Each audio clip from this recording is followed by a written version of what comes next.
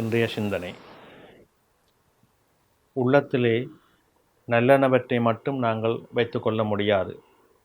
எங்களுடைய உள்ளம் பல வகையான விரிவுகளை கொண்டது. நல்லனவற்றை மட்டும் நாங்கள் எங்கள் உள்ளத்துக்குள்ளே கொண்டு வருவதற்கு நிறைய பயிற்சி எடுக்க வேண்டும். முதலிலே இறை வழிபாடு, தியானம், யோக பயிற்சி, தியான பயிற்சி இவை ரெண்டும் மிக முக்கியமானது. எமது உடலை ஒரு கட்டுப்பாட்டுக்குள் கொண்டு வர வேண்டும். அந்த கட்டுப்பாடு தியானத்தின் மூலமாகவும் பயிற்சியின் மூலமாகவுமே நாங்கள் கொண்டு வர முடியும். ஒரு விடயத்தை செய்வதற்கு முன்னதாக எம்மை நாங்கள் தயார்படுத்தி கொள்ள வேண்டும். எமக்குள்ளே அந்த சிந்தனைகளை கொண்டு வர வேண்டும். அந்த சிந்தனை சரியாக நமக்கு அந்த இடத்திலே இருந்து செயல்படக்கூடியதாக இருக்க வேண்டும். அதற்கு நமது அறிவு என்று சொல்லப்படுகின்ற அந்த மூளை சரியாக இயங்க வேண்டும்.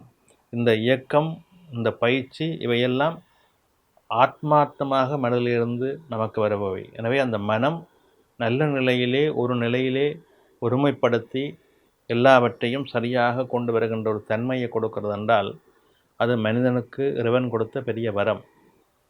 நாங்கள் ஒவ்வொருவரும் அதை சரியாக நமக்குள்ளே கொண்டு வர வேண்டும்.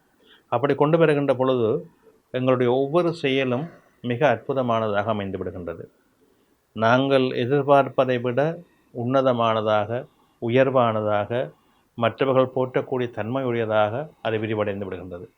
இந்த செயல்பாடு தான் எங்கள் வாழ்க்கையிலே மிக மிக போற்றக்கூடியதாக அமைந்துவிடும். அப்போ ஒவ்வொருவரும் அந்த செயல்பாட்டை நமக்குள்ளே உள்வாங்கக்கூடிய தன்மைகளை கொண்டு வர வேண்டும்.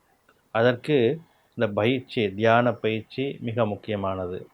மனம் ஒருநிலைப்படுத்தப்பட வேண்டும் என்றால் நாங்கள் எல்லோரும் தியானம் இருந்து பழக வேண்டும்.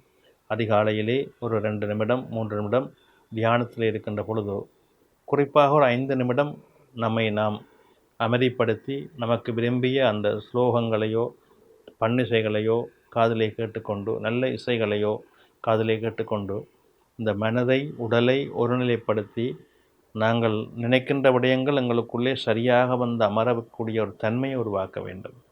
அது மிக மிக உன்னதமானதாக இருக்கும். நாங்கள் செய்யக்கூடிய எந்த காரியத்துக்கும் இந்த தியானமும் இந்த மன ஒருநிலைப்பாடும் மிக முக்கியமானது, மிக உன்னதமானது. அதை செய்து பாருங்கள். உங்களுடைய ஒவ்வொரு செயல்களிலுமே நீங்கள் அதிகமான ஆர்ப்பரிப்பான வெற்றிகளையும் சிறப்புகளையும் நன்மைகளையும் பெறுவீர்கள். நன்றி.